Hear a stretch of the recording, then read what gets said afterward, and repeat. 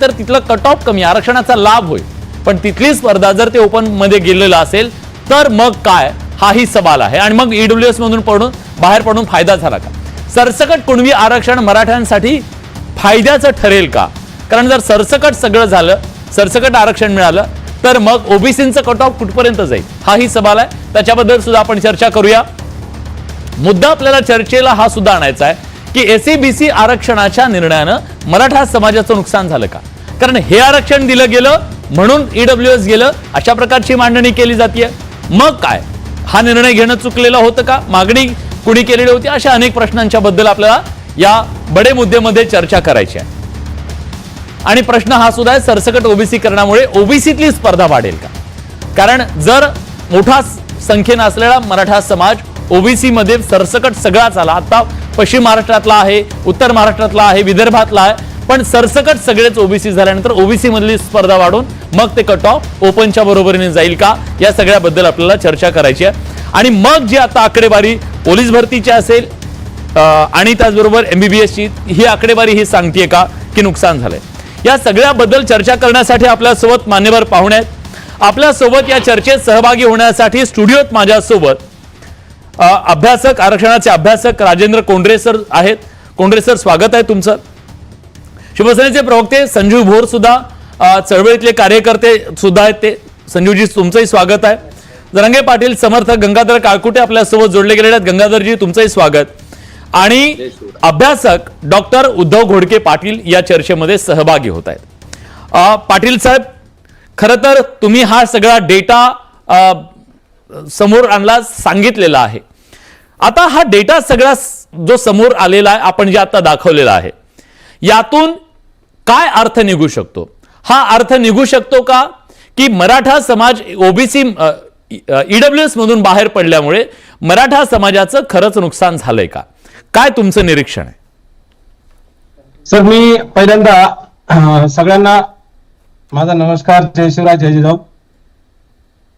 यामध्ये आरक्षणामध्ये जायचं का? मराठा समाजाला आरक्षण पाहिजे का? तर नक्कीच हो. दुसरी गोष्ट, आरक्षण कशासाठी पाहिजे तर त्याच्यासाठी 3 मुद्दे आहेत. एक शिक्षणातलं आरक्षण, दुसरं नोकरीतलं आरक्षण आणि तिसरं पंचायत राज मधलं आरक्षण. ओबीसी मध्ये जाण्यासाठी आरक्षणाचे जे 3 लाभ मिळणार आहेत ते हे 3 लाभ मिळणार आहेत. तर शिक्षणाचा जर विचार आपण केला तर शिक्षणाच्या आरक्षणामध्ये आपण जर समजा आज विचार केला, एमपीएससी, यूपीएससी अथवा नीट, जेडबलई अथवा इतर ज्या काही स्टाफ सिलेक्शन असेल किंवा बारीक बारीक ज्या काही नोकऱ्या असतील समाजाला मिळणाऱ्या, या नोकऱ्यामध्ये जर आपण पाहिलं तर मराठा समाजाला जे एससीबीसीचं आरक्षण दिलं, जे मराठा समाजाच्या कोणत्याच आंदोलकाने आजपर्यंत मागितलेलं नाही, आणि ते एससी दिल्यामुळं हे ईडब्ल्यूएस आमचं उडालं. आणि ईडब्ल्यूएस उडाल्यामुळं आमचा ईडब्ल्यूएस जो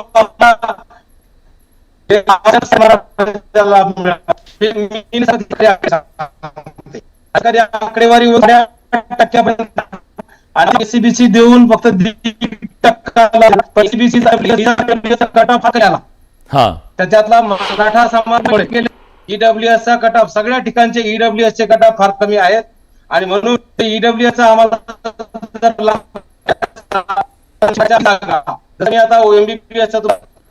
सर, काही तांत्रिक कारणामुळे तुमचा आवाज आमच्यापर्यंत पोहोचत नाहीये. पुन्हा तुमच्याशी संपर्क करण्याचा मी नक्की प्रयत्न करतो. या चर्चेमध्ये आपल्या सोबत सहभागी होण्यासाठी राजेंद्र कोंडरे सर आहेत. कोंडरे सरांना मला विचारायचंय, जो डेटा आता दिसतोय, तत्पूर्वी तुमच्या प्रश्नाकडे येण्यापूर्वी जो आधी आपण दाखवणार होतो प्रेक्षकांना पोलीस भरतीचा डेटा, तो एकदा दाखवूया, मी पुन्हा चर्चेवर येतो. बघा, हा डेटा काय सांगतोय, पोलीस भरतीचा कट ऑफ काय सांगतोय. नाशिक जिल्ह्याचा हा कट ऑफ आहे. इतर जिल्ह्यांचे वेगवेगळे कट ऑफ आहेत, हेही सांगायला हवं तितकंच. पण नाशिक जिल्ह्याच्या पोलीस भरतीचा कट ऑफ असा सांगतोय, general 137, OBC 134, SCBC 132, EWS 130, SC 131 आणि एसटी सुद्धा 131. म्हणजे हा 130, 134, 137 आणि 132 हा फरक थोडासा लक्षात घ्या. आपण त्याच्यावर चर्चा करणार आहोत. कोंडरे सर, हा जो डेटा सांगतोय तो डेटा, त्याचा अर्थ अन्वयार्थ आपण असा काढू शकतो का की ईडब्ल्यूएस मधून बाहेर पडणं मराठा समाजासाठी घातक ठरलंय, नुकसानकारक ठरलंय? हा सरसकट अर्थ काढू शकतो का? नाही, दोन कारणांमुळे तो लगेच काढता येणार नाही, पण त्याचं आपण जर ॲनालिसिस आणि निश्चित संशोधन केलं तर मराठा समाजाला जे आतापर्यंत 50 वर्षात कुणबी सोडून कुठले आरक्षण नव्हतं, त्याच्यामध्ये पूर्वीच्या एससीबीसी आरक्षणाच्या आम्हाला संधी मिळाली आणि त्याच्यामध्ये सुमारे 8,500 लोक आपल्या महाराष्ट्रामध्ये परमनंट सर्व्हिसमध्ये गेले आणि 3700 आधी संख्येमध्ये गेले. नियर अबाउट 1 लाख ऍडमिशन्स वेगवेगळ्या कॉलेजेसमध्ये, प्रायव्हेटमध्ये सगळीकडे गेल्या 3 वर्षामध्ये झाली होती. EWS मधून झाली होती? नाही, एससीबीसी मधून झाली SCBC होती. मधून, हा. कारण त्याला स्वतंत्र 16% आरक्षण मिळालं होतं, नंतर ते 12-13 झालं. बर. आता मुद्दा काय, ते आरक्षण गेल्यानंतर जे नव्या घटना दुरुस्तीने ईडब्ल्यूएस आरक्षण आलं त्याच्यामध्ये 7.5-8% आम्हाला मिळत होतं. ही वस्तुस्थिती होती. बर. आणि मुळात काय की हे आरक्षण संसदेने घटना दुरुस्ती करून दिलेलं आहे आणि ती घटना दुरुस्ती 50%ची लिमिट क्रॉस करते आणि शिवाय सर्वोच्च न्यायालयाने याला कुठेही स्टे दिला नाही, ते मान्य केलं आणि त्याचा रिव्ह्यू पिटिशन आणि क्युरेटिव्ह हे दोन्ही फेटाळलेले आहे. त्यामुळे आज ते भक्कम झालेले, जोपर्यंत त्याला वरिष्ठ त्याच्यापेक्षा घटनापीठ स्टे करत नाही किंवा ते मान्य करत नाही तोपर्यंत हे आरक्षण सुरक्षित आहे. आता त्याच्यामध्ये आम्ही अनालिसिस केलं. आता माझ्याकडे पुणे प्रांत ऑफिसची ही सर्टिफिकेटची लिस्ट आणली मी आता महाराष्ट्रातनं. 1900 सर्टिफिकेटमध्ये आमच्याकडे 1250 ही मराठा समाजातल्या लोकांनी, विद्यार्थ्यांनी सर्टिफिकेट्स काढली. मुंबई, ठाणे आणि जे मेट्रोपोलिटन सिटीज आहेत ती जर सोडली तर उर्वरित महाराष्ट्रामध्ये ईडब्ल्यूएस मध्ये जी सर्टिफिकेट इश्यू झाली गेल्या एकूण सगळी, त्याच्यामध्ये साधारणतः त्याचं प्रमाण हे सरासरी 60 ते 70% आसपास सर्टिफिकेटच्या बाबतीत आहे. एकट्या मराठा समाजाचं, एकट्या मराठा समाजाचं. कारण एक सगळ्यांनी लक्षात घेतलं पाहिजे की ज्या खुल्या प्रवर्गातल्या बिगर मागास जाती ईडब्ल्यूएस मध्ये येतात त्यांच्या जातींची संख्या एकूण 76 आहे, ज्या मला सापडल्यात. अजून बाकीच्या सापडायच्यात. ह्या 76 जातींचं पॉप्युलेशन हे नियर अबाउट 10 ते 14% आसपास आहे. त्याच्यात टॉपर मुस्लिम्स, ब्राह्मण, लिंगायत मधले टॉपर्स आणि शीख वगैरे असे सगळे धरले. पण मराठा समाज हा 28% आहे. तो 28% मधला संबंध भाग हा ईडब्ल्यूएस मध्ये गेला आणि उरलेला जो 8-9% मराठा कुणबी आहे तो कुणबी म्हणून ओबीसी मध्ये गेला. त्यामुळं 28%ना 10%च्या ऑप्शन्स मध्ये पर्याय झाला आणि 8-9% जे काही कुणबी आणि इतर मराठा कुणबी आहेत यांना त्या 19% मध्ये ऑप्शन तयार झालेला आहे. त्यामुळे या दोन मार्ग अवलंबल्यामुळं मराठा समाजाचा त्याच्यामध्ये फायदा झाला. आता ते आरक्षण गेल्यामुळे आता आमचं काय झालंय की एससीबीसी आरक्षण आलं. इथं जे 7.5-8% जागा मिळत होत्या ह्या डायरेक्टली 10% एससीबीसी आरक्षणात मराठा समाजाला मिळणार आहेत. त्यामुळं तुलनात्मक दृष्ट्या एससीबीसी आरक्षण जोपर्यंत घटनात्मक दृष्ट्या ते वैध ठरेल आणि त्याचा फायदा समाजाला मिळत राहील तोपर्यंत त्याचा फायदा होईल. ज्या दिवशी त्याला काही धोका निर्माण होईल त्या दिवशी हा प्रश्न तयार होईल की आपण ईडब्ल्यूएस जे आरक्षण आहे ते सोडण्यामध्ये चूक केली का. तात्पुरता जी काही आकडेवारी आहे ही महाराष्ट्रातल्या सगळ्या मराठा समाजाने याचा निश्चितपणे अभ्यास करणं आवश्यक आहे. ठीक आहे. या चर्चेमध्ये मला गंगाधर काळकुटे यांना आणायचं आहे. गंगाधरजी, सातत्यानं एक गोष्ट सांगितली गेली की आम्हाला ईडब्ल्यूएस आरक्षण नको, अशा प्रकारची मांडणी सुद्धा काही जणांकडून करण्यात आली. आता जी आकडेवारी दिसते त्यानुसार ईडब्ल्यूएसचं आरक्षण आणि ओबीसी आरक्षण या दोन्हीतली तफावत जेव्हा आपण बघतो, मी आकडेवारी सुद्धा तुमच्या स्क्रीनच्या बाजूला दिसतेय, कुठेतरी तो निर्णय चुकीचा होता का किंवा त्याच्याबद्दल आता विचार करण्याची वेळ आली आहे का ईडब्ल्यूएस आरक्षणाच्या बद्दलची? मुळात ईडब्ल्यूएस आरक्षण आम्ही कुणीही नाकारलेलं नाही. कोंढरे साहेबाला माहिती आहे, संजीव बोरजे आहेत आमचे आणि डॉक्टर साहेब तिघाला माहिती. हे मुळात 10% आरक्षण जसं कोंढरे साहेबांनी सांगितलं तसं जर हे 10% नसतं तर आता ईडब्ल्यूएसचं ते कट ऑफ वाढलं असतं. कारण त्याच्याऐवजी आम्ही तिकडं स्पर्धा केली असती तर तिकडलं कट ऑफ वाढलं असतं असं माझं मत आहे. हे दोघं तिघं त्याबद्दल सविस्तर बोलतील. आणि राहिला विषय मराठा समाजाचं नुकसान करायचं, ते मनोजदादांनी 10% कधीही मागितलं नाही किंवा ईडब्ल्यूएस नको असं बोलले नाही. फक्त ओबीसीतलं जे हक्काचं आहे आमचं आरक्षण ते द्या म्हटले. आणि ओबीसीचा कट ऑफ वाढत असेल तर ठीक आहे ना, ओबीसीची मर्यादा वाढली पाहिजे. अगोदर मराठ्यांचा ओबीसीत समावेश करावा आणि नंतर त्याची मर्यादा वाढवावी केंद्र सरकार राज्य सरकारने. खरं तर भाजपचा एखादा इथं आज प्रतिनिधी हवा होता, संजीव बोर आहेत ते पण आमच्या चळवळीतले. त्यामुळं आणि मुख्यमंत्री महोदयांची भूमिका जरी सकारात्मक असली तरीही भाजप त्यांना कुठलेही निर्णय घेऊ देत नाही. जे सगळे सोयऱ्याची अधिसूचना असेल किंवा 50%च्या आतल्या आरक्षणात 19% समावेश करायचा आहे, त्याच्याबद्दल भाजपची भूमिका नाही. आणि भाजप हा इथं राज्यात आणि केंद्रात त्यांची सत्ता आहे, राज्यात त्यांचा मोठा भाऊ आहे. त्यांच्या मित्राला त्याच्यामुळे विचारूया, जाणून बुजून त्यांच्या मित्रांना भाजपवाले, विचारूया. मुख्यमंत्री संजूजी, महोदयांना निर्णय घेऊ देत त्यांच्या नाहीत. आरोपात आणि तथ्य आहे का? 10% आरक्षण ते म्हणतात न भाजप मागता तुम्हाला निर्णय घेऊ देत नाहीये, अनेक निर्णयांची अंमलबजावणी तुम्हाला भाजप करू देत नाही, त्यांचं म्हणणं जे आम्हाला मान्य नव्हतं 50%च्या वरचं ते. ठीक आहे. आणि दुसरा एक मुद्दा त्यांनी मांडला की आम्ही कुठं मागितलं होतं, तुम्ही जे 10% आरक्षण दिले ते आम्ही मागितलंच नव्हतं तुमच्याकडे, असं त्यांचं म्हणणं आहे. नाही, कसं आहे, 10% स्वतंत्र आरक्षण मागितलं नव्हतं असं जर आपण म्हणत असू तर दुसऱ्या बाजूने आपण एकतर ओबीसीतलं आरक्षण मागत होतो आणि 50%च्या आतलं मागत होतो संजू. ओबीसीतून जे आरक्षण आपण मागत होतो याचा अर्थ जे शक्य होतं सरकारला, राजकीय मर्यादा आणि व्यावहारिकता, महाराष्ट्रातलं सामाजिक वातावरण आणि समाजाला न्याय देणं, या सर्व बाजूंचा विचार करून जास्तीत जास्त लोकांच्या नोंदी तपासणं, नोंदी शोधणं आणि त्याच्या आधारे कुणबीचं आरक्षणाचा लाभ देणं, हे काम मुख्यमंत्री एकनाथजी शिंदे यांच्या नेतृत्वाखालील सरकारने अतिशय प्रामाणिकपणे आणि मागच्या 50 वर्षात केलं नाही, कुणीही केलं नाही, ते पाऊल मुख्यमंत्र्यांनी उचललं.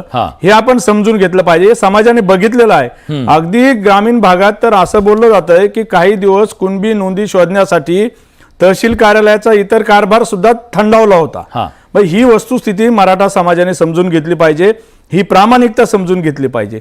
आता स्वतंत्र आरक्षण जर द्यायचं असेल तर EWS मध्ये मराठा समाज स्वतंत्र नव्हता, म्हणून त्याला स्वतंत्र म्हणता येणार नाही, कारण इतरही जाती आहेत. आताच कोंढरेजी म्हटले तसं मुस्लिम आहेत, ब्राह्मण आहेत, इतर समाज आहेत. पण त्याचा सर्वाधिक लाभ तर मराठा समाजाला होता, 8% पर्यंतचा. 80 ते 85% लाभ EWS आरक्षणाचा मराठा समाज घेत होता. कुठेही मराठा समाजाची तिथे हानी नव्हती. मात्र स्वतंत्र आरक्षणाची जी मागणी होती त्या स्वतंत्र आरक्षणाच्या मागणीचा त्याला प्रतिसाद द्यायचा तर SCBC या आरक्षणाशिवाय दुसरा पर्याय नव्हता. राज्य मागासवर्ग आयोगाने सर्वेक्षण केलं, त्यातून मराठा समाज हा सामाजिक आणि शैक्षणिक दृष्ट्या मागासलेला आहे. स्वतंत्र आरक्षण कसं असतं, मराठा समाजाला म्हणून एक आरक्षण पाहिजे. ठीक आहे, मुख्यमंत्री महोदय तुम्ही सगळे सकारात्मक आहात, परंतु 10% आरक्षण आपण कुणीही 50%च्या वरचं मागितलेलं नाही, कारण मागचा अनुभव आहे. गंगाधरजी, एक मिनिट, आता मी बोलतो, परत तुम्ही बोला. काय झालं हे तुम्हाला माहिती आहे भाऊ. गंगाधरजी, ठीक आहे, मी उत्तर घेतो. मी बोलतो, मग तुम्ही बोला.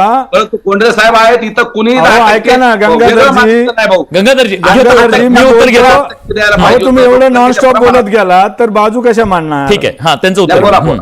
कसं असतं की मराठा समाजाला आपलं स्वतःचं आरक्षण पाहिजे अशी मागणी आंदोलनातून सातत्याने होती.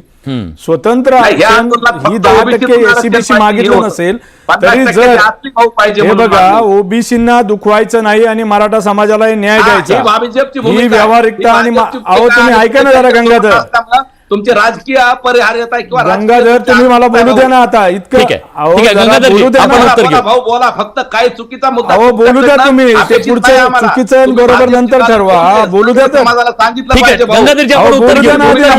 मुख्यमंत्री महोदयाची भूमिका पॉझिटिव्ह आहे. गंगाधर बोलू द्या मला आधी, मला तुम्हाला घेऊ देत नाही ते. बोलू द्या ना आम्हाला. ठीक आहे, हा बोला भाऊ, बोला बोला. 10% स्वतंत्र आरक्षण देण्यामागची भूमिकाच ही आहे की मराठा समाजाला न्याय मिळाला पाहिजे, मराठा समाजाला आपलं स्वतंत्र आरक्षण पाहिजे, ही धारणा मराठा समाजात कायम राहिलेली. अन्यथा EWS खरंच सांगा, तुमची मजबुरी होती का? मागणी ओबीसी आरक्षणातून होती, ह्यांना ते निर्णय घ्यावा लागला. बघा आताच आपण, गंगाधर थांबा तुम्ही, आता आपण जी आकडेवारी दाखवलीत विलासजी, या आकडेवारीत EWS चा कट ऑफ हा सर्वात कमी आहे आणि EWS चा लाभ घेणारे सर्वाधिक कोण होते तर मराठा समाज बांधव होते. 80 ते 85% लाभार्थी हे EWS चे मराठा असायचे. मग तरीही आरक्षणाची मागणी जर होत असेल तर मग मराठा समाजासाठी 10% स्वतंत्र SCBC आरक्षण देण्याशिवाय सरकारकडे वेगळा पर्याय नव्हता. ही जर आकडेवारी आपण जी दाखवता ही बघितली आणि ओबीसी मध्ये जर आज मराठा समाज हा घटक समाविष्ट केला तर मी इथे छाती ठोकपणे सांगतो की आताच्या सध्याच्या प्रचलित आरक्षणात ओपन पेक्षाही कट ऑफ ओबीसीचा कित्येक पटीने जास्त होईल जर ओबीसी मध्ये मराठा गेला तर. ठीक आहे, मला हा मुद्दा घ्यायचा आहे मला. काळकोटेजी त्यांचं असं म्हणणं आहे की जर सरसकट मराठा समाजाची संख्या प्रचंड आहे, हे तर कोणी अमान्य करण्याचं कारण नाहीये, मग इतका मोठा समाज जर उद्या ओबीसी मध्ये गेला तर आता त्यांचं कट ऑफ हे जनरलच्या इतकं खुल्या गटा इतकं आहे, उद्या ती स्पर्धा एक नवं आव्हान असेल. नक्की असेल, ओबीसीची नाव परंतु कुटुंब मर्यादा भरलेली वाढवा ना. आहे. एवढा त्यावेळेस मोठा आपल्या समाज त्याच्यात सगळ्याला गेल्यानंतर मर्यादा ही नाव वाढवा. केव्हा बुडेल 50% समजायचं नाही. 70% मर्यादा करा. त्यात अ ब क ड करा. मराठा समाजाला लोकसंख्येच्या प्रमाणात 15-16% करू शकता, किंवा ते हे ठीक आहे. 10% आहे ते ईडब्ल्यूएस मध्ये टाका. ईडब्ल्यूएस स्वतंत्र नाकारायला नको होतं. जरंगे पाटलांच्या नेतृत्वात जे आंदोलन चालवलं त्या आंदोलनाने ईडब्ल्यूएस आरक्षण नाकारायला नको होतं. ही मोठी चूक झालेली आहे.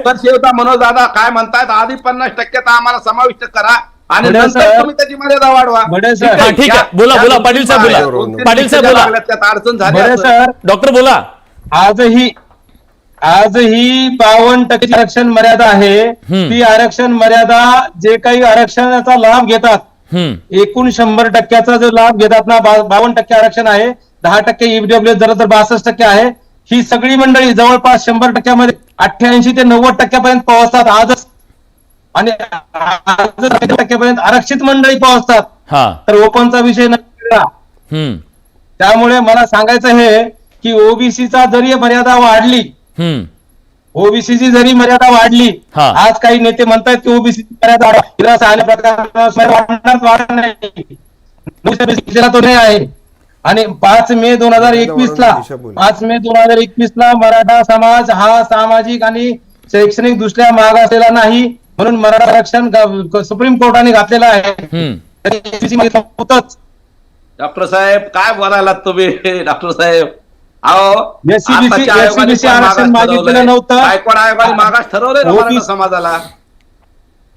कुणी मागास ठरवलंय ना, गायकवाड आयोगाने मागास ठरवलंय. आताच्या आयोगाने गायकवाड आयोगाने मागास ठरवलंय, पण सुप्रीम कोर्टाने गायकवाड आयोग अहो, फेटाळला. ऐका ना, गायकवाड संजय भाऊच्या आयोगाचे 5 पक्षाने मे आणि त्यांच्या भाजपने आता 15 जाती डायरेक्ट ओबीसीत घातल्या.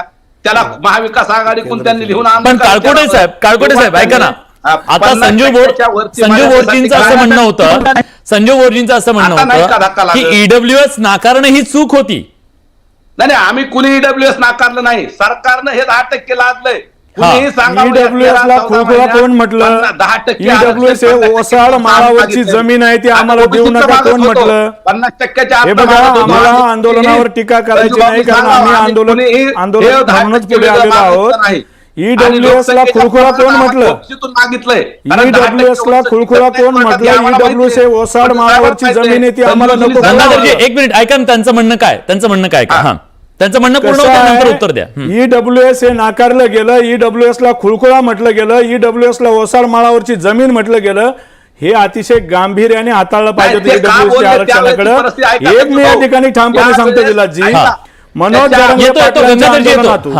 जरंगे पाटलांच्या आंदोलनातून कुणबी नोंदी सरकारला शोधाव्या लागल्या.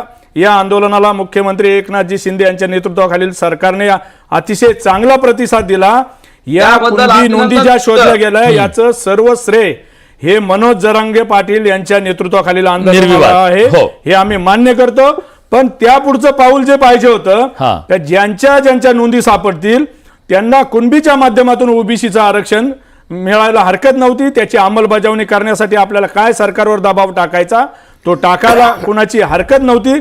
पण दुसऱ्या बाजूने ज्यांच्या नोंदी सापडणार नाहीत त्यांना एक तर ईडब्ल्यूएसचं आरक्षण स्वीकारलं पाहिजे होतं, किंवा मग आता एससीबीसीचं आरक्षण आपण मान्य केलं पाहिजे.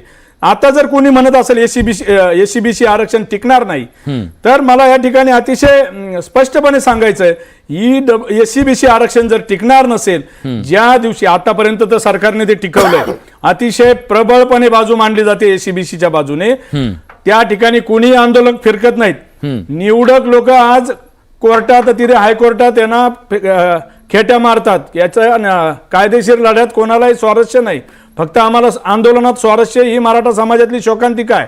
तो विषय बाजूला ठेवूयात. एससीबीसी आरक्षण जर टिकलं नाही तर बाय डिफॉल्ट त्या दिवशी मराठा समाजाला ईडब्ल्यूएस आरक्षण लागू होईल. म्हणजे आज मराठा समाजाला आरक्षणच नाही, मराठा समाज आरक्षणापासून वंचित राहणार आहे. ही जी भावना मराठा समाजात प्रबळ करतोय आपण. ठीक आहे, मला एक मुद्दा चर्चेत आणायचा आणि मला कोंढरे सरांना विचारायचंय. सर, सरसकट मराठा समाज जर ओबीसी मध्ये आला तर काय होऊ शकतं? हायपोथेटिकल प्रश्न आहे हा, पण जर समजा असं गृहीत धरूया आपण की ही मागणी मान्य झाली, सरसकट मराठा समाज हा ओबीसीत आला, तर काय परिस्थिती निर्माण होईल? रुटीन प्रोसेस प्रमाणे ज्यावेळेस मराठा समाज सामाजिक शैक्षणिक मागास ठरला, हा, त्यास रुटीन प्रोसेस महाराष्ट्रात काय आहे की त्यांना ओबीसीच्या कुठल्या ना कुठल्या कोट्यात टाकायचं. बरोबर. मग आपल्याकडे काय आहे की ओबीसीचा जो 19% कोटा आहे, व्हिजेंटी सोडून, व्हिजेंटी 11% आणि एसबीसी 2%, ते एसबीसी सुद्धा 50च्या पुढे का दिले, तर त्यांना आदिवासीमध्ये जायचं होतं. हो. Special case म्हणून ते केलं. आदिवासींनी विरोध केला म्हणून 2% आरक्षण महाराष्ट्रात आलं आणि त्याच धर्तीवर एसीबीसी आलं, हे लक्षात ठेवलं पाहिजे. 19% सगळे लोक नेऊन ठेवले. तर प्रॉब्लेम हाच आहे की त्या 19% सुमारे 500 जाती आहेत. बर. आणि खरी जखम कुठं आहे, तर ओबीसीची एकूण लोकसंख्या आणि त्यांना दिलेलं आरक्षण हे त्यांच्या लोकसंख्येपेक्षा जास्त प्रमाणात दिलं गेलेलं आहे, ही वस्तुस्थिती आहे. आता ती वस्तुस्थितीमध्ये काय झालंय की त्याच्यामध्ये 700 जातींचा इंटरेस्ट आहे, नीट लक्षात घ्या. आता विषय राजकीय व्यवस्थेचा आहे, नीट लक्षात द्या गंगाधरजी, की 700 जातींची मोजणी करायची, त्यांना त्यांच्या त्यांच्या बॉक्समध्ये कमी कमी करत नेऊन ठेवायचंय आणि मराठ्यांना इथं आणून ठेवायचंय. त्यावेळेस मराठा समाजाच्या आरक्षणावर 2 धोके आहेत. त्याचं जर सामाजिक मागासलेपण, शैक्षणिक मागासलेपण टिकलंच नाही, तर एवढा मोठा एक्झरसाइज करून 700 लोकांना एका बाजूला करून मराठ्यांना आत आणण्यामध्ये एक मोठा रिस्क फॅक्टर पण आहे आणि मोठे आपल्याला वैधानिक चॅलेंजेस ह्याच्यातनं निर्माण होणार आहेत. पण त्या परिस्थितीत नाही, मी हायपोथेटिकल प्रश्न माझा जो होता, त्या 19% मध्ये जर मराठा समाज पूर्णपणे गेला तर मराठा समाजाच्या वाट्याला किती टक्के आरक्षण आहेत? कारण ईडब्ल्यूएसचं जे 8.5% आरक्षण मराठा समाजाला कायद्यानं मिळत होतं, ते निर्धोक मिळत होतं, या परिस्थितीमध्ये 19% मध्ये आल्यानंतर मराठा समाजाला किती टक्के आरक्षण मिळू शकतं? मी सरळ आणि साधाच विषय महाराष्ट्राला सांगतो की पूर्वी जनरल कॅटेगरीची आणि एक ओबीसी कॅटेगरीच्या 2 बस होत्या. त्याच्यामध्ये कुणबी म्हणून आम्ही एका बसमध्ये बसत होतो, बाकीचे आम्ही फलाटावर होतो. आम्हाला दुसरी बस आणून दिली शासनाने, ती बस एसीबीसीची रद्द झाली. ईडब्ल्यूएस आणली, ती आम्ही नाकारली. आता परत आम्ही एसीबीसी आहे. आता आम्ही काय म्हणतो, आम्हाला या एसीबीसीच्या बसमधनं उतरवा आणि जी बस आता ओबीसी कॅटेगरीची आहे त्याच्यामध्ये नेऊन ठेवा. प्रश्न आहे की त्याच्यामध्ये अगोदर लोक बसलेले आहेत, त्याच्यात तुम्हाला बसायचंय आणि बसल्यानंतर तुम्हाला अंतर्गत मेरिटची स्पर्धा, ही सगळ्यात महत्वाची. मी काय सांगतो की मेरिटची स्पर्धा आहे. त्या मेरिटमध्ये छोटासा कुंभार समाजातला मुलगा सुद्धा 99% मार्क घेऊ शकतो आणि मराठा समाजाचा पण मुलगा घेऊ शकतो. हा गुणवत्तेची स्पर्धा आहे. मग त्या गुणवत्तेच्या स्पर्धेमध्ये 28% पॉप्युलेशन त्याच्यामध्ये आपण इन्सर्ट केल्यानंतर त्या लोकांना अंतर्गत स्पर्धेमध्ये हे टिकावं लागेल आणि मग त्याच्यामध्ये जो गुणवत्तेत मागे पडेल ते सगळे त्याच्यातनं बाहेर पडतील. म्हणजे एक छोटंसं उदाहरण सांगतो. मध्यंतरी द्वितीय इंजिनिअरिंग परीक्षेचे एक 14,000 जागांचा एक अडवला होता, 42,000. त्यापैकी 12,000 अर्ज हे नियर अबाउट ओबीसीतनं आले, त्यांच्या जागा 9,000 होत्या. 10% जे ईडब्ल्यूएस आहे त्याच्यात 2700 अर्ज आले, 10% एसीबीसी मध्ये 2600 अर्ज आले. लक्षात घ्या. आता आम्ही एसीबीसीचे 2600 मुलं ह्या 12,000 मध्ये ऍड केले तर 14,500 झाले, जागा 9,000 आहेत. म्हणजे 5,500 लोक ही त्याच्यातनं बाहेर पडणार आहेत. त्यामुळं ज्याची भरती प्रक्रिया आणि शैक्षणिक प्रवेश प्रक्रिया ज्याला माहिती आहे तो याच्यावर व्यवस्थित कमांडिंग बसमध्ये पोझिशन मध्ये बदलतो. एखादी गोष्ट आभासी दिसणं आणि प्रत्यक्ष लाभ मिळणं ह्याच्यात फार फरक आहे. आणि गंगाधरजी परत एकदा महाराष्ट्रातला अजून एक सांगतो की आपण 50% जे आरक्षण आहे ते संरक्षित आहे असा कुणीही समज करून घेऊ नये. नव्या घटना दुरुस्तीनंतर आज असलेलं जे ओबीसी आरक्षण आहे हे तसं वैधानिक नाही. Vijay Ghogre versus state of ऐका Vijay Ghogre versus state of Maharashtra हा जो राज्याचा 52% आरक्षणाचा कायदा आहे हा मॅटने 2014 साली रद्द केला. 18 साली तो हायकोर्टात आला, हायकोर्टाने ती ऑर्डर सेट असाइड केली, परंतु सुप्रीम कोर्टामध्ये पदोन्नतीतलं आरक्षण रद्द करून सुप्रीम कोर्टाने ती केस आता जर्नल सिंग प्रकरणामध्ये लटकलेली आहे. त्या केसमध्ये जर राज्याचा कायदा हा जर घटनाबाह्य आणि जी काही सर्वोच्च न्यायालयाच्या निर्देशाप्रमाणे आवश्यक असलेली प्रोसेस जी मराठ्यांच्या कायद्याच्या बाबतीत लावली जाते त्यापेक्षाही त्या सवलतीच्या बाबतीत तो आरक्षण कायदा करताना त्या गोष्टी पाळल्या नसल्यामुळं कदाचित तो कायदा जर उद्या रद्द केला तर त्यात असणाऱ्या सगळ्या जातींना पुन्हा सर्वोच्च न्यायालयाच्या निर्देशाप्रमाणे त्या मांडवा खालून जावं लागणार आहे. हे पण मराठ्यांनी लक्षात घेतलं पाहिजे. म्हणून महाराष्ट्रातल्या तमाम मराठा समाजाच्या सगळ्या विचारवंत, अभ्यासक, संघटनांचे अध्यक्ष यांना आव्हान आहे की हा प्रश्न हा एका व्यक्तीचा नाही. मी म्हणतो म्हणून खरं असं म्हणण्याचं नाही. एका कॉमन प्लॅटफॉर्मवर या सगळ्या गोष्टीचा विषय करून तुम्हाला जेवढ्यांना इथं या ओबीसीच्या प्लॅटफॉर्मवर जाऊन कुणबी म्हणून मिळेल तो फायदा घेतला पाहिजे. दुसरा एसीबीसीचा घेतला पाहिजे. एसीबीसी टिकणार नाही तर ऑटोमॅटिकली आपण ईडब्ल्यूएस मध्ये जाणारच आहोत. हा पण आपण चर्चा करतोय ईडब्ल्यूएस मधून बाहेर पडल्यानं मराठा समाजाचं नुकसान झालं का? आपल्यासोबत मान्यवर पाहुणे आहेत. आपल्यासोबत राजेंद्र कोंडे, डॉक्टर उद्धव घोडके पाटील आहेत, संजीव भोर आहेत, गंगाधर काळकुटेजी आहेत. मला या चर्चेमध्ये कोंडे सर तुम्हाला विचारायचंय, त्याच्यानंतर डॉक्टरांकडे सुद्धा जायचंय. ईडब्ल्यूएस मध्ये विद्यार्थ्यांना फी माफीच्या संदर्भातला जो निर्णय होता, म्हणजे ओबीसीपेक्षा जास्त फी द्यावी लागत होती, तो एक मुद्दा, आणि राजकीय आरक्षण ईडब्ल्यूएसला नाहीये म्हणून, या दोन मुद्द्यामुळे ईडब्ल्यूएस नको अशी जनभावना तयार झाली का? आधी तुम्ही थोडक्यात आणि नंतर मग घोडके पाटलांकडे जातो. आता महाराष्ट्रामध्ये ईडब्ल्यूएस आणि ओबीसी फीच्या बाबतीतलं जे स्ट्रक्चर आहे अपवाद वगळता जवळपास 90% सेम आहे आजच्या घडीला आहे. आजच्या घडीला आहे. कारण महाराष्ट्र हे असं पहिलं राज्य आहे की ज्यांनी आरक्षण सवलती पॅकेज वेगवेगळी करून सवलतीच्या बाबतीमध्ये ओबीसीच्या समकक्ष खुल्या प्रवर्गातल्या आर्थिक दुर्बलांना त्या लेवलला आणलेलं आहे. आता मुलींचा पण त्याच्यामध्ये विषय कव्हर झालेला आहे. फक्त याच्यामध्ये राजकीय आरक्षण नसल्यामुळं ईडब्ल्यूएसच्या मंडळींना निवडणुका लढवता येत नाही. हा पहिला त्याच्यातला लॉस आहे. दुसरा ह्याच्यामध्ये असं आहे की त्या माणसाचं जे आर्थिक उत्पन्न आहे ते दरवर्षी बदलत राहतं, पण ते पण सरकारकडनं आम्ही प्रोटेक्ट करून घेतलं की एकदा ऍडमिशन घेतल्यानंतर पुढच्या वर्षी जर ते वाढलं 8 लाखाच्या पुढे गेलं तरी त्याचं ऍडमिशन सवलत त्याचा पूर्ण शैक्षणिक कालावधी पूर्ण होईपर्यंत ते कव्हर राहील. तो पण आपण डिसिजन घेतलेला आहे. आता फक्त अडचण आमची तेवढीच आहे की आरक्षणच्या प्रवर्गामध्ये ओबीसीत जाऊन इलेक्शन लढवता येते आणि इकडे राहून इलेक्शन लढवता येत नाही, एवढा त्याच्यातला फरक आहे. ठीक आहे घोडके सर. आणि अजून एक अर्धा सेकंद सांगतो. वैद्यकीय जी महाविद्यालय आहेत राज्यामध्ये त्याच्यामध्ये वैद्यकीयच्या बाबतीमध्ये गव्हर्नमेंट कॉलेजमध्ये ईडब्ल्यूएसचं आरक्षण आहे, पण प्रायव्हेट कॉलेजनी का ठेवलं नाही हा पण संशोधनाचा सगळ्या शिक्षण सम्राटांना प्रश्न आहे. ठीक आहे घोडके सर. सर विषय असा आहे, गव्हर्नमेंट कॉलेजेसमध्ये फक्त ईडब्ल्यूएसचं आरक्षण मिळतं, बाकीच्या प्रायव्हेट कॉलेजेसमध्ये ईडब्ल्यूएस मिळत नाही, ईबीसी मिळते 8 लाखाच्या आतल्या मर्यादेला. आता ती मर्यादा 15 लाखावर नेली. बरं. नंबर 2 याच्यात फी फार बदल नाही, थोडे अपवादात्मक बदल आहेत, फार मोठे नाही बदलते 10 हजाराचे. दुसरी फी स्ट्रक्चर आता सरकारने, परंतु तरीही अनेक कॉलेजेसमध्ये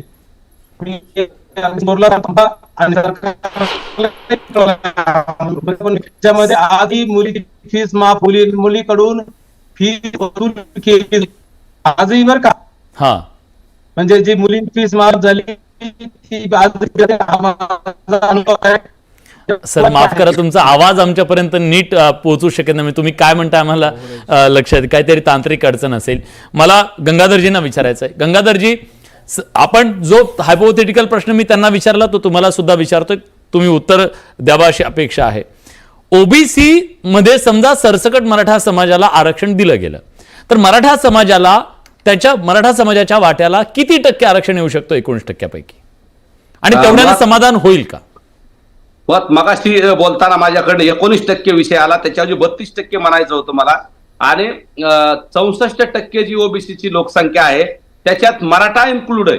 त्याच्यामुळे आमची 32% जी लोकसंख्या आहे त्याच्यात आम्हाला 16% आम्हाला लोकसंख्येप्रमाणे आरक्षण येत आहे. मग ते राजकीय असेल किंवा आरक्षण वेगवेगळं देता येत नाही. त्याच्यामुळे आम्हाला जे द्यायचंय ते आमच्या लोकसंख्येप्रमाणे द्यावं हे मनोजदादांनी पण सांगितलेलं आहे. आणि आता 19% आहे ओबीसीचं आरक्षण, बाकी बायफर्केशन झालेलं आहे. नाही ते बायफर्केशन बी त्यावेळेस पवार साहेबांच्या सरकारनं सगळ्या लोकांना आमचं आरक्षण वाटलेलं आहे ना. तर संजीव भोर आहेत, त्यांच्या मुख्यमंत्री साहेबांनी आणि फडणवीस साहेबांनी अजितदादांनी ते सगळं जे काय ते आमचं आम्हाला देऊन टाकावं ना. पवार साहेबांवर बोलायला पाहिजे ना. मग आरक्षण आहे हक्काचं आमचं. गंगाधरजी, पवार साहेबांनी कसं वाटलं, पवार साहेबांनी काय केलं, कसं वाटवलं गेलं मराठा आरक्षणाचं, संजीव भाऊ त्याच्यावर बोललं पाहिजे की नाही आपण? बोलतो परत पवार साहेबांवर बोला, पवार साहेबांवर. पण मला तुम्हाला विचारायचं आहे संजूजी, एक मिनिट गंगाधरजी, मला त्यांना विचारायचं आहे, वेळ कमी आहे माझ्याकडे. ते म्हणतात, गंगाधरजींचा पहिल्या ब्रेकच्या पूर्वी त्यांचं असं म्हणणं होतं की तुम्ही ओव्हरऑलच सगळं आरक्षण वाढवा, हा पर्याय असू शकतो का? कसं आहे, ही जी भाषा आहे ही पवार साहेबांची भाषा आहे, 75% पर्यंत आरक्षण वाढवा हे पवार साहेबांचं स्टेटमेंट आपण ती माध्यमांनी भाषा आम्ही बोलत प्रसारित नाही. केलेलं OBC ची मर्यादा आहे. नंतर मागच्या वाढवा म्हणतो. 50 वर्षात 50% पवार साहेबांनी का आरक्षणाची मर्यादा वाढवली नाही? 50 वर्षात काँग्रेस आणि पवार साहेब गंगाधरजी, त्यांचं म्हणणं पूर्ण होऊ द्या. मागच्या 50 वर्षात पवार साहेब आणि काँग्रेस सातत्याने सत्तेत राहिले. त्यावेळेस पवार साहेबांना का सुचलं नाही? ज्या काय ओबीसी आरक्षणाचे उपप्रवर्ग तयार केले पवार साहेबांनी, त्यावेळेस का सुचलं नाही? मराठा 50%च्या वर 75% पर्यंत आरक्षणाची मर्यादा वाढवावी.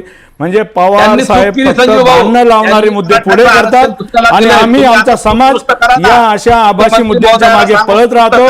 पवार साहेब त्यांचं राजकारण साधतात. पवार साहेब अशा संजीवजी, भावनिक मुद्द्यांना हात संजीवजी, घालून तुम्ही राजकारणासाठी मुख्यमंत्री साहेबांना ती चूक दुरुस्त करा. आपलं राजकारण कसं यशस्वी करायचं जातीय मुद्द्यांच्या आधारे नाही, पण ते म्हणतात ना, यामध्ये पवार समजा- साहेबांची मास्टरकी आहे. नाही नाही संजूजी, त्यांचं म्हणणं आहे. एक मिनिट गंगाधरजी, मी पवार साहेबांवर बोलतोय, तुम्ही थांबा जरा.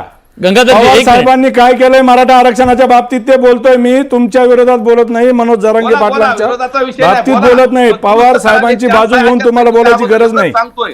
हे बघा, ज्यांनी 50 वर्षात मराठा आरक्षणाचा बट्ट्याबोळ केला त्यांच्या बाजूनी तुम्ही आज जरांगे पाटलांचे समर्थक म्हणून इथं बोलतायत, आंदोलक म्हणून बोलतायत. तर तुम्ही पवार साहेबांच्या बाबतीत काय आक्षेप मी नोंदवले इथे, तर त्या बऱ्याच वेळा बाबतीत ते खोडून नोंदवले. काढण्यासाठी एक तुम्हाला वेळ बोलायची सांगतोय. नाही, आवश्यकता नाही, नाही, आहे. त्यांचं म्हणणं आहे जर पवार साहेबांनी चूक केली असेल तर तुम्ही तुम्हाला परत द्या. सुधारायची संधी आज आहे. ही मी- बोलतोय, याच्या अगोदरही बोललोय. ठीक तुम्ही आहे द्या. गंगाधरजी, मी विचारला त्यांना प्रश्न.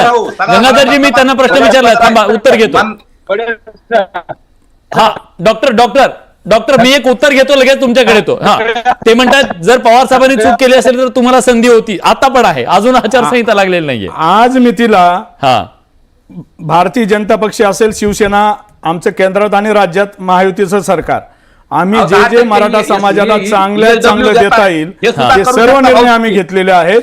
समाजात भांडणं वाढणार नाही, दोन समाजात जर वितुष्ट 50% वाढणार नाही, EWS सामाजिक देतात तर हे पण द्या ना. स्वास्थ्य महाराष्ट्रातलं अबाधित राहील आणि मराठा समाजाचं असेल, ओबीसी समाजाचं समाधान हे पाळलं जाईल, मूळ अडचण अशी भाजप भूमिका आम्ही तुम्हाला घेतली. सुद्धा संजय पवार भाऊ साहेब तुम्हाला मात्र बोलता येत या दोन समाजात संजयजी, भांडणं तुम्हाला कशी बोलता येत वाढतील नाही. अशा पद्धतीचे मुद्दे पुढे करतात. ते त्यांचं राजकारण साधण्यासाठी ही आंदोलनं आणि अशा पद्धतीचे नाही पण सर्व- मला एक लक्षात आहे, तुम्ही पवार त्यांचा साहेब म्हणतायत वापर आणि ते करतात. म्हणतायत की भाजप आहे, ते भाजपवर आरोप करतात. बरं डॉक्टर तुम्ही बोला. माझं शेवटची म्हणणं comment. माझं म्हणणं हा. असं आहे बरं का, हा, माझं म्हणणं असं आहे, संजीव भोर माझे मित्र आहेत, गंगाधर माझे मित्र आहेत, हे माझे मित्र आहेत. आपण सर्व माझा मुद्दा असा आहे, भाऊ- भाऊ- सगळ्या हो, हो. सरकारची सगळ्या पक्षाची विकासाची व्याख्या काय? सगळ्या पक्षाची विकासाची व्याख्या एवढीच आहे की आज निवडून आल्यानंतर पुन्हा निवडून येण्यासाठी जे जे करावं लागतं त्याला विकास हे समजतात. आणि अशा प्रकारचा विकासाची- विकास आपले नेते अविरतपणे करत असतात असं म्हणूया. ठीक आहे, जनतेला सुद्धा आम्ही हा प्रश्न विचारला की ईडब्ल्यूएस मधून बाहेर पडल्यानं मराठा समाजाचं नुकसान झालंय का? बघा प्रेक्षकांचं काय म्हणणं आहे. प्रेक्षको बघा हा पोल काय सांगतोय. हा ओपन पोल आहे, युट्यूबवर तुम्ही सगळेजण त्याच्यावरती हजारोंच्या संख्येने सहभागी झालात. 85% लोकांना वाटतंय होय, ईडब्ल्यूएस गेल्यानं मराठ्यांचं नुकसान होतंय आणि 15% लोकांना वाटतंय नाही, नुकसान होत नाही. या चर्चेमध्ये आपण सगळेजण सहभागी झालात त्याबद्दल तुमच्या सगळ्यांचे मनापासून आभार. उद्या पुन्हा